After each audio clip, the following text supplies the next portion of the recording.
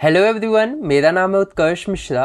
और आज के इस वीडियो के अंदर हम ये समझने की कोशिश करेंगे कि क्या राजनीतिक जो प्रतिद्वंदिता होती है क्या वो अच्छी चीज़ होती है। जैसे हम देखते हैं जब भी अपने देश के अंदर इलेक्शंस होते हैं तो कंपटीशन होता है, तो क्या इसमें यही क्वेश्चन किया जा रहा है कि जब देश के अंदर या फिर जब भी चुनाव होते हैं क्या चुनाव के अंदर कंपटीशन होना एक सही बात है या नहीं।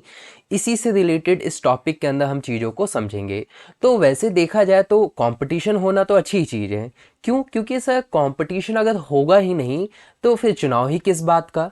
क्लियर? तो कंपटीशन होना तो एक अच्छी चीज़ है, लेकिन इसके अलावा कुछ और भी अन्य पहलुओं के बारे में हम समझने की कोशिश से करेंगे। जैसा कि एग्जाम में सीधा सीधा ये क्वेश्चन पूछा जाता है कि चुनावी प्रतिद्वंदिता में कुछ स्पष्ट नुकसान बताइए। जैसे एग्जाम में पूछ लेगा आपका क्वेश्चन डायरेक्ट, देखो इंपॉर्टेंट क्वेश्चन बनता है ये कि आप ये बताइए मुझे कि चुनाव जो प्रतिद्वंदिता होती है, जो कंपटीशन होता है, उससे क्या नुकसान होता है।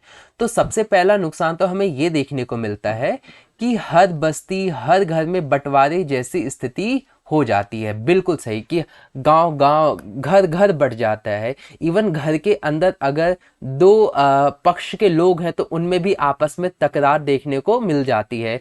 बड़ा जो पक्ष है कुछ किसी अलग पॉलिटिकल पार्टी किसी और कैंडिडेट को सपोर्ट करता है, दूसरा घर का हिस्सा किसी अलग पॉलिटिकल पार्टी और अलग कैंडिडेट को सपोर्ट करता है। ये तो चलो अच्छी चीज़ है, लेकिन इससे हमें क्या देखने को मिलता है कि जो बंटवारा हो जाता है घर घर का, बस्ती बस्ती का, मतलब इवन यूँ समझो कि जैसे अगर हम पूरी बस्ती के लिए, तो अगर एक बस्ती किसी दूसरी पॉलिटिकल पार्टी को सपोर्ट कर रही है तो उससे लोग बड़ा अलग तरीके से भेदभाव तरीके से उसे लेने लग जाते हैं, तो ये चीज़ गलत हो जाती है। पहला तो ये होता है। दूसरी चीज़ क्या होती है, पार्टी पॉलिटिक्स बड़े पैमाने पर होती है। अब देखो पार्टी पॉलिटिक्स का मतलब यहाँ पर यह है कि जो लोग हैं वो पार्टी पे ज़्यादा पक्ष देते हैं, मतलब कुछ भी हो जाए, चाहे वो सही काम करे चाहे वो गलत काम करे, उनको तो बस यही लगता है कि ये जो पार्टी है वही उनके लिए सब कुछ है, वही ही अच्छी पार्टी है, बाकी दूसरी पॉलिटिकल पार्टी तो रद्दी हैं, चाहे ये हमारी जिसको पसंद करें वो चाहे अच्छी हो या बुरी हो, मतलब उनका पूरा ट्रस्ट उसी पर रहता है। तो एक बड़ी हमें देखने को मिलती है पार्टी पॉलिटिक्स। तीसरा देखने को मिलता है विभिन्न दलों के नेता और लोग एक दूसरे पर आरोप लगाते हैं। इसके अंदर एक नुकसान तो ये भी है कि जो नेता होते हैं वो इलेक्शंस के अंदर खड़े होते हैं और एक दूसरे के ऊपर आरोप प्रत्यारोप करते रहते हैं, कहते हैं इसने ऐसा कर दिया उसने वैसा किया, ये वो। तो ये भी एक नुकसान देखने को मिलता है। अगला पॉइंट बताया जा रहा है पार्टी और उम्मीदवार चुनाव जीतने के लिए तरह तरह के हथकंडे अपनाते हैं।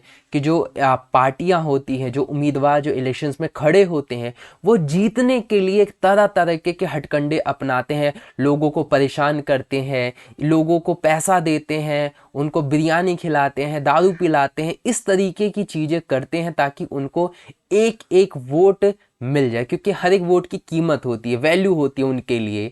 तो वो हर उस पे मतलब बहुत ही ज़्यादा पैसा खर्च कर देते हैं। तो इससे हमें ये देखने को मिलता है, पता है, इवन अगर हम देखें कि शहरों के अंदर तो थोड़ी बहुत जो पॉलिटिक्स होती है सही तरीके से होती है, लेकिन अगर हम देहात की बात करें, गाँव की बात करें, तो कई इलाके आपको जान के शौक हो जाओगे कि वहाँ पर जो कैंडिडेट्स होते हैं एक दूसरे को मारने के लिए तुल जाते हैं, उसको पिटवा देते हैं, मतलब बहुत ही बुरी पॉलिटिक्स, डर्टी पॉलिटिक्स जिसे कहते हैं, वो गांव में तो बहुत बड़े पैमाने पर देखने को मिलती है। दूसरा इसी का ही एक अलग पॉइंट होता है कि ये सारी प्रॉब्लम्स हमने देखा है, इन्हीं कारणों के अंदर समाज और देश की सेवा करने की चाह रखने वाले कई लोग चुनावी मुकाबला में नहीं उतारते। जो लोग सच्चे होते हैं, जो लोग ईमानदार होते हैं, जिनको देश को कुछ बदलना होता है, देश को कुछ देना होता है, वो इस सब चीज़ों को देखकर, पॉलिटिक्स देख के, आरोप प्रत्यारोप देख के, डरा के धमका के, मतलब इस तरीके की जो चीज़ें होती हैं ना, ये उनको बिल्कुल भी पसंद नहीं आती। तो इसी वजह से चुनाव में खड़े ही नहीं होते, कहते हैं इस सब झंझट से तो दूरी रहना उनको ज़्यादा पसंद लगता है। क्लियर? तो हालांकि अब इसमें बताया जा रहा है कि हमारे जो संविधान निर्माता है इस समस्याओं के प्रति सचेत थे। हमारे जो कॉन्स्टिट्यूशन मेकर्स है, जिन्होंने संविधान को बनाया, वो इस चीज़ को अच्छी तरीके से जानते थे, संविधान सभा के लोग, कि भाई ये जो प्रॉब्लम है ये हमें देखने को मिलेगा। लेकिन उसके बावजूद भी उन्होंने मुक्त चुनावी मुकाबले को ही चयन किया क्योंकि दीर्घकालिक रूप में यही व्यवस्था बेहतर काम करती है। मुक्त चुनावी मुकाबले का मतलब होता है कि कोई भी इलेक्टेड रिप्रेजेंटेटिव, भारत का नागरिक, कोई भी इलेक्शन में खड़ा हो सकता है। अगर कोई भी पर्सन जो है वो इलेक्शन में खड़ा होना चाहता है तो बिना रोक टोक के वो इलेक्शन में खड़ा हो सकता है। बस हाँ, कुछ क्राइटेरिया होता है, कुछ नियम होता है, उन नियमों को फॉलो करना पड़ता है। क्लियर?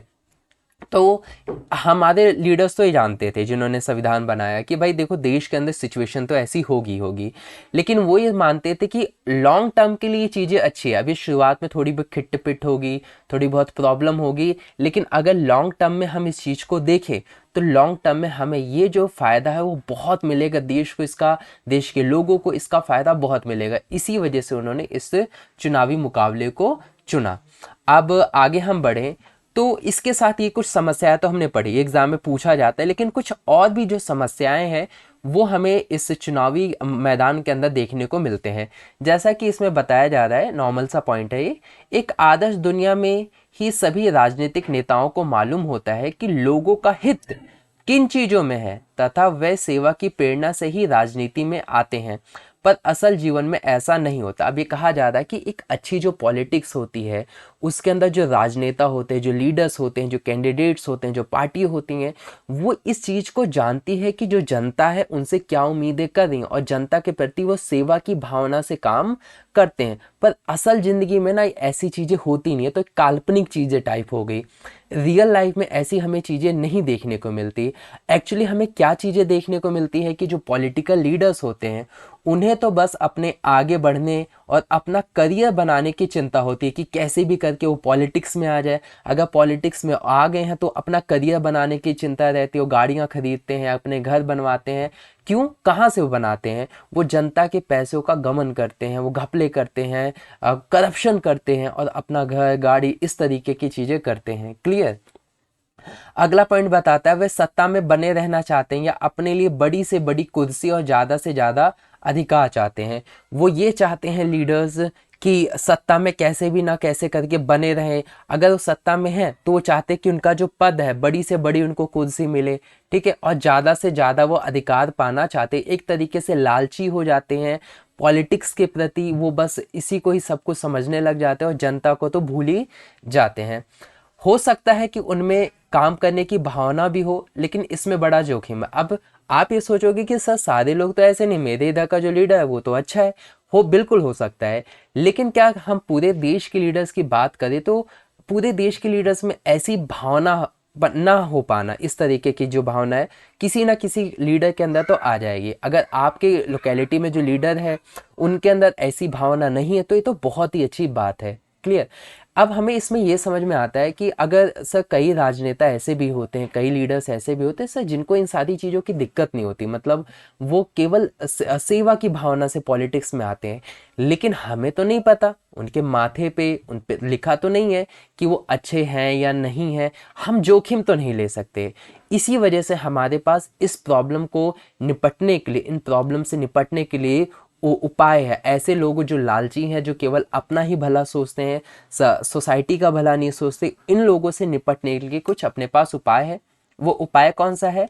पहला तरीका तो ये है राजनेताओं के ज्ञान और चरित्र में बदलाव और सुधार लाने का। पहला तो है कि जो लीडर्स हैं, जो लीडर्स होते उनको नॉलेज खूब अच्छा हो जाए, उनका जो कैरेक्टर है उसको ज़्यादा इम्प्रूव किया जा सके। ये पहला तरीका है कि राजनेता अच्छे हो जाए, उनके अंदर ज्ञान, जो पढ़े लिखे लोग हैं उनको ज़्यादा से ज़्यादा चुनो, या फिर उनके चरित्र में बदलाव ला के चीज़ें की जा सकती हैं। दूसरा क्या तरीका बताया गया कि ये तो थोड़ा मुश्किल भी है कि हम किसको ट्रांसफॉर्म करने जाए, किसको हम पाठ पढ़ाने जाए, वो बंदा हमें ही पाठ पढ़ा देगा, ठीक है। तो दूसरा जो तरीका है वो ज़्यादा तार्किक और बहुत सही सटीक भी है, इसका उपयोग सभी कर सकते हैं। जैसे दूसरा और ज़्यादा अच्छा तरीका ये है कि हम एक ऐसी व्यवस्था बनाएं जिसमें लोगों की सेवा करने वाले राजनेताओं को पुरस्कार मिले और ऐसा ना करने वाले को दंड मिले। ये तो ठीक ठीक सा लग रहा है कि बहुत सिंपल है कि सर ऐसे एक सिस्टम रहता है कि जहाँ जो पर्सन है अगर वो अच्छा काम करता है तो उसे पुरस्कार दिया जाए, अगर वो अच्छा काम नहीं करता तो उसे दंड दिया जाए। लेकिन अब यहाँ एक क्वेश्चन उठता है, वो क्वेश्चन ये उठता है कि जो पुरस्कार देगा वो कौन देगा और जो दंड देगा वो कौन देगा। इसका आंसर बहुत ही ईजी है। पता है क्या है इसका आंसर? इसका आंसर है पब्लिक, जनता। जनता ही सब कुछ है। जनता ही उस पॉलिटिकल पर्सन को या तो अवार्ड देगी, या तो उसे क्या कहते हैं, या तो उसे रिवॉर्ड देगी, या फिर उसे क्या कर देगी, पनिशमेंट देगी। जनता के ऊपर, हाँ, जनता के हाथों में सब कुछ है। अब वो कैसे देखें कि राजनीतिक दल ये जानते हैं कि अगर जनता के मुद्दों को उठाया जाए तो उनकी लोकप्रियता बढ़ेगी और अगले चुनाव में उनके जीतने की संभावना भी बढ़ेगी। लेकिन ये यदि वह अपने काम काज के मतदाताओं को संतुष्ट करने में असफल रहते हैं तो वह उनके अगले चुनाव में नहीं जिता सकते। इसमें कहा जा रहा है, अभी उस पहलू पे भी आएंगे, इस पॉइंट में बताया जा रहा है कि जो राजनीतिक दल हैं वो ये जानते हैं कि देखो, जनता के लिए अगर काम नहीं करे, उनकी जो भावना है उनको अगर हम नहीं समझे, उनके मुद्दों को अगर हम नहीं समझे, उनके मुद्दों पे रिलेटेड अगर हमने काम नहीं किया, तो हो सकता है कि आने वाले चुनाव के अंदर, नेक्स्ट इलेक्शंस के अंदर हमें वो वोट ना दे, वो अपना जो मत है वो किसी और को दे दे। इसी वजह से वो थोड़ा डरेंगे और कहीं ना कहीं इस तरह मजबूरन उन्हें जनता की सेवा करनी पड़ेगी। अगर कोई बंदा जानबूझ के अपना करियर बनाने की चिंता में है, अपना भला करने की चिंता में है, तो इसके बावजूद भी उसे काम करना पड़ेगा, क्योंकि नेक्स्ट इलेक्शंस में तो उसे जीतना ही है ना। अब जीतने के लिए वो क्या करेगा, कुछ ना कुछ उनके मुद्दों को उठाएगा, उनके लिए काम करेगा, रोड बनवाएगा, जो भी ज़रूरत की चीज़ें हैं उनके लिए कुछ ना कुछ तो करेगा ही। तो इसी वजह से हम कह सकते हैं कि भाई ये बहुत अच्छा है, पुरस्कार दिया जाए और उसको अगर काम ना किया जाए तो दंड दिया जाए। पुरस्कार कैसे सर, अगर उसने काम अच्छा किया है तो उसको नेक्स्ट इलेक्शन में दोबारा हम वोट दे देंगे, क्लियर। अगर उसने काम अच्छा नहीं किया तो नेक्स्ट इलेक्शन में हम उसे वोट नहीं देंगे, किसी और पॉलिटिकल पार्टी को हम चूज कर लेंगे। आया ना इतनी बात समझ? ठीक है। अब इस पूरे चैप्टर का हमें निष्कर्ष क्या निकलता है?